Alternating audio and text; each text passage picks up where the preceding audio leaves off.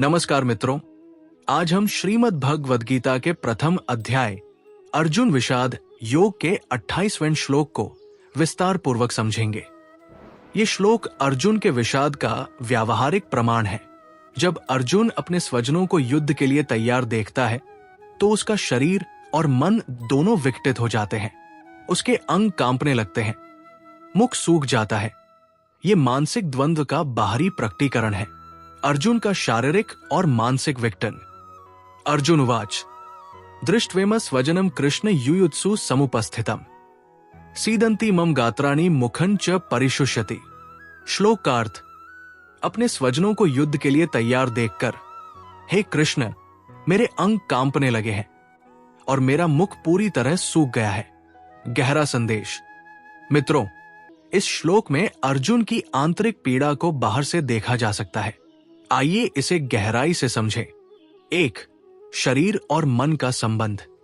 सीदंती मम गात्राणि, अंग कांपना, शरीर की कमजोरी आना। यह दर्शाता है कि भय, चिंता और मानसिक द्वंद्व सीधे शरीर पर असर डालते हैं। जीवन में जब मन विचलित होता है तो शरीर स्वयं ही संकेत देता है। नींद न आना, भूख न लगना, शरीर में कांपन आना, ये सब बाहरी चिन्ह आंतरिक संघर्ष के होते हैं। 2. भावनात्मक अभिभूतता का प्रदर्शन। मुखं च परिशुष्यति, चेहरे का सूख जाना, रंग उतर जाना। ये क्षण गहरी भावनात्मक पीड़ा को दर्शाता है।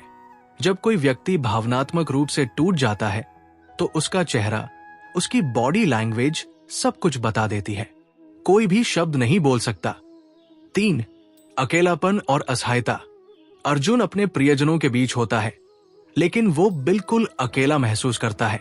कोई भी उसकी पीड़ा को नहीं समझ सकता। कई बार जीवन में ऐसे पल आते हैं जहां आप भीड़ में भी अकेले होते हैं, क्योंकि कोई आपकी भावनाओं को समझता नहीं। 4. विषाद से भय तक। अर्जुन की स्थिति केवल दुख की नहीं, बल्कि भय की भी है। शरीर के कांपना, मुख का सूखना, हृदय की धड़कन बढ़ जाना, ये सब भय के संकेत है। ये दिखाता है कि मनुष्य कभी कभी अपने कर्तव्य से इतना डर जाता है कि उसका पूरा अस्तित्व हिल जाता है। 5. प्रश्न का आरंभ। ये श्लोक अर्जुन के प्रश्नों, संदेहों और आत्मनिरीक्षण का आरंभ है। यहीं से गीता का असली संवाद शुरू होता है। जब हम अपनी भावनाओं को स्वीकार करते हैं और प्रश्न पूछते हैं, तभी ज्ञान की खोज शुरू होती है। 6. मानवीय कमजोरी और साहस। अर्जुन का ये भय, ये कांपना, ये दुख, ये सब उसे मानवीय बनाते हैं। लेकिन एक महान योद्धा होने के बाद भी वो अपनी भावनाओं को प्रकट करता है। यही सच्चा साहस है, अपनी कमजोरी को स्वीकार करना और फिर भी आगे बढ़ना। जीवन में प्रासंगिकता। भावनाओं को दबाए नहीं। अगर आपके अंदर विचलन है तो उसे बाहर निकालें।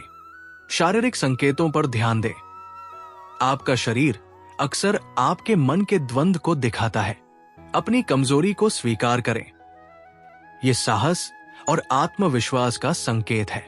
अकेलापन से न डरें। कई बार सबसे महत्वपूर्ण निर्णय अकेलेपन में ही लिए जाते हैं। संकेत को समझें। शरीर की बातें मन की कहानी बताती है। तो मित्रों, यह था भगवद गीता के 28वें श्लोक का गहरा अर्थ। यह श्लोक हमें सिखाता है कि भय, चिंता और द्वंद्व मानव जीवन का स्वाभाविक अंग है और इन्हें स्वीकार करना ही सफलता की पहली सीढ़ी है। अगले वीडियो में हम श्लोक नंबर 29 को समझेंगे। हर हर महादेव। जय श्री कृष्ण।